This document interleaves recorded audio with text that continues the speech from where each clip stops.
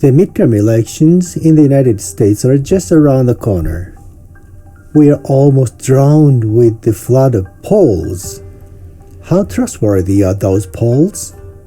Hi there, I'm Yu, your navigator in this channel.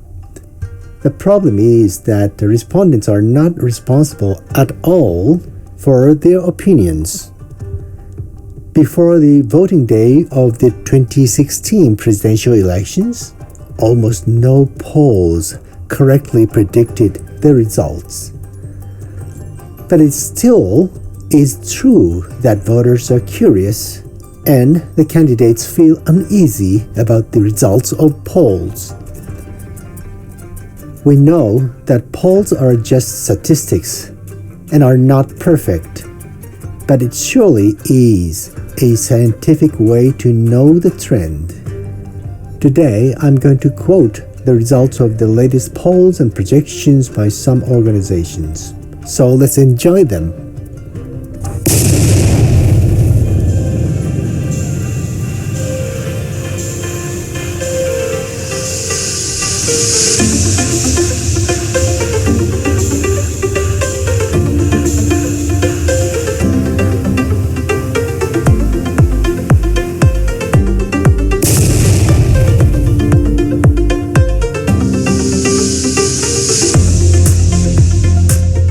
Hi again. Today I'm going to rely on several news sites and public opinion institutes.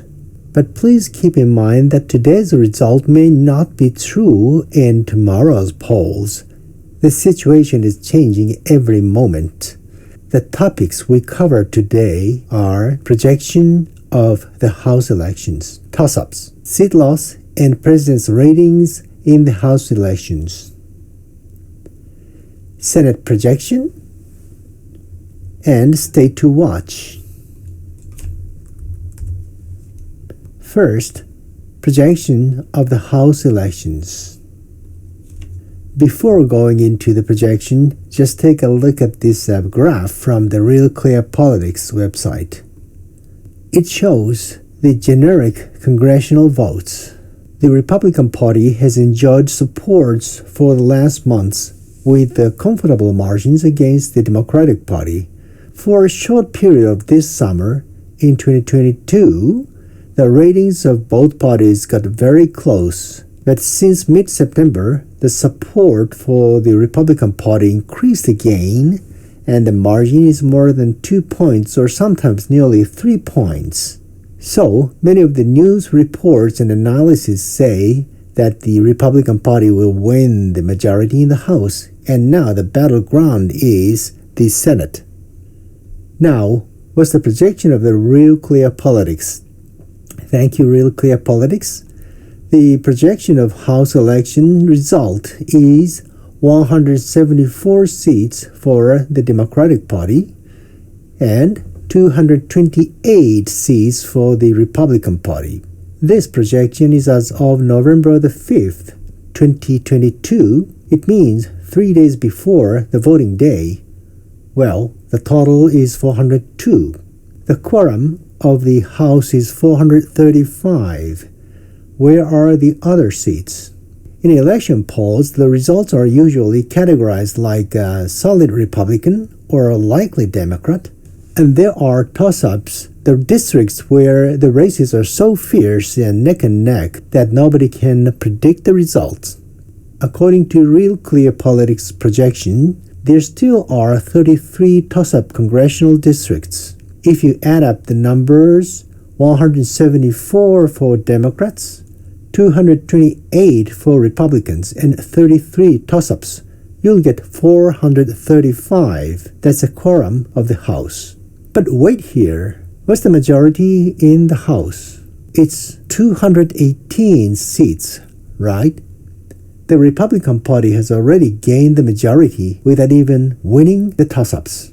But polls are polls. Nobody knows what's going to happen. Many of you remember the 2016 presidential election, who predicted exactly Donald Trump would win the nomination of the Republican Party and eventually the general election. Anyway, let's take a much closer look at the toss-ups. Here is the list of the 33 toss-ups from 19 states. I checked which party currently occupies each seat and found that only 2 Republican seats are in this list. 31 out of 33 toss-up seats are currently taken by Democrats. What does it mean? It means that 31 Democrats are facing a possibility to lose the seats.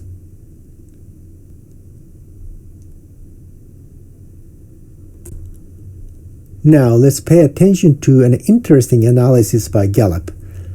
That's relations between seat loss in the House and the president's job approval rate.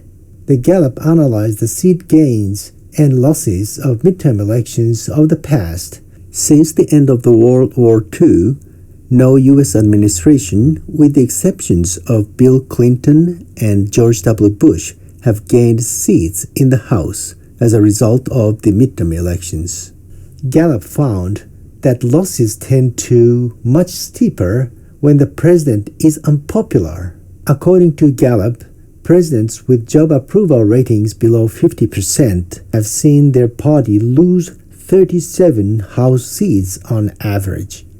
And when the presidents had approval ratings above 50%, the loss of seats was 14 on average. I hope you remember the list of the results of midterm elections I made. Here it is. Gallup added its own analysis about the relations between the incumbent president's popularity and the result of midterm elections, in particular, the number of seats the president's party lost. I made another table by using the information of Gallup. The last midterm elections were held in 2018 when the incumbent U.S. president was Donald Trump. His job approval rating before the midterm election was 40%, and the Republican Party lost 40 seats. The approval rating of George W. Bush was 63%, and his Republican Party gained 6 seats in 2002. Bill Clinton's approval rating before the midterm election was 66%, and his Democratic Party gained 5 seats. What about President Joe Biden? His job approval rating is now 40%, according to Gallup's report. It's the same as Trump 4 years ago, and his Republican Party lost 40 seats in the House. Well, what about this year? This kind of analysis is a play of figures, but it's interesting. We can say many things based on the combination of facts and polls. Now let's talk about the Senate projection. As I said earlier, most of the media are paying more attention to the Battle of Senate than the House. Let's see the analysis of Real Clear Politics about the battle for Senate. The Democratic Party is thought to get 44 seats and Republican Party 48. There are 100 seats, 2 senators from each state. So neither Democratic nor Republican Party has reached the majority yet. In the bar chart, there's a yellow area. Toss-up states fall into this area, and there are 8 toss-ups. They are Arizona, Colorado, Georgia, New Hampshire, Nevada, Washington, Pennsylvania, and Wisconsin. For your information, the figures were different at the end of October and the beginning of November. The projection at that time was 47 Democrats to 53 Republican and 3 toss-ups. Now there are more toss-ups, which means the battle for the Senate is undoubtedly neck and neck. Projection of the Senate election by Real Clear Politics is this. Democrat 46, Republican 54. But it's possible the situation will change at the very last moment toward the voting day. Tight races are continuing. There are some states to watch. The current party breakdown in the Senate is even, 50-50. So even one seat gain or loss would be critical to the control of the Senate during the second half of President Biden's term. The toss-up states are different from poll to poll, but most of the polls raise the same toss-up states. Let's see some of them. Georgia. Incumbent Senator Raphael Warnock, a Democrat, versus Herschel Walker, a Republican. Warnock was elected as a result of a special election runoff in 2021 and became the first African-American senator from Georgia. He has been a pastor in a church where Martin Luther King Jr. also served as a pastor. The Republican candidate Walker got an endorsement from former President Donald Trump. The result of the 2020 presidential election in Georgia was a mess. In the end, Biden was declared a winner, but the margin was only over 12,000. So the battle in Georgia is so meaningful. In the Senate election, Walker has been facing scandals, including an allegation that he paid for the abortion of a woman. Still, the battle is very close. At the same time, the governor election will be held in this year's midterm election. Incumbent Governor Brian Kemp refused to overturn the result of the presidential election. He defeated David Perdue, a Trump-endorsed former senator, in the primary. Due to the demographic changes, Atlanta and its suburbs are getting more Democrat-leaning area. Georgia must be an interesting state, a model when discussing the future image of big cities in other states. Arizona is another state of focus. Incumbent Senator Mark Kelly, a Democrat, versus Blake Masters, a Republican. And at the beginning of November, there was a surprising announcement by a third candidate, Mark Victor. Mark Victor was a Libertarian candidate, but he announced November the 1st that he would withdraw from the election and support Blake Masters. Masters is a strong supporter of the allegation by Donald Trump that the 2020 elections were stolen. So he's got an endorsement of Trump. Arizona is the front line when it comes to the immigration issue. Masters is attacking the immigration policies of the Democratic Party. The governor election will also be held in Arizona. Incumbent Governor Kari Lake, a Republican, is endorsed by Trump. She is facing off against Katie Hobbs, a Democrat. The governor election is also a toss-up. Pennsylvania is another headache, maybe for both political parties. Battle here is between John Fetterman of Democratic Party and a Republican and former TV doctor Mehmet Oz.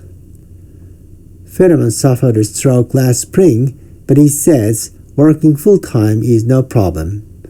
Oz served as a host of Dr. Oz's show on TV.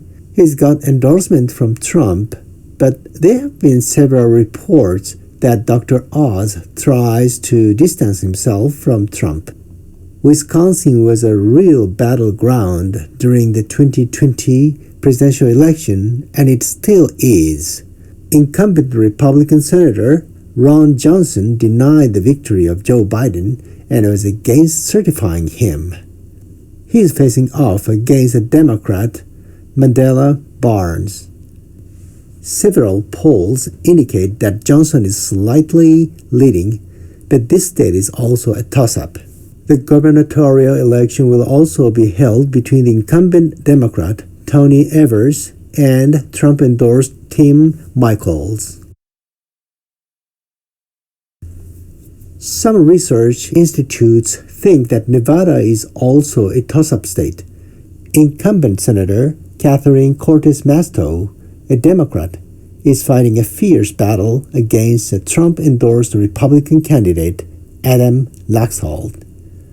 Masto focuses on the issue of abortion, but Laxalt is emphasizing the importance of economy. Gubernatorial election is also scheduled in Nevada, and in this state too, a battle between incumbent Governor Steve Sisolak and Trump-endorsed Republican Joe Lombardo is going on. Hi, this is you again. Well, it's only several hours until the ballot box is open. How are you going to spend the day? Thank you for viewing the video. This series will continue even after the voting day. So please don't forget to subscribe to this channel. I'm looking forward to seeing you again soon. Keep well.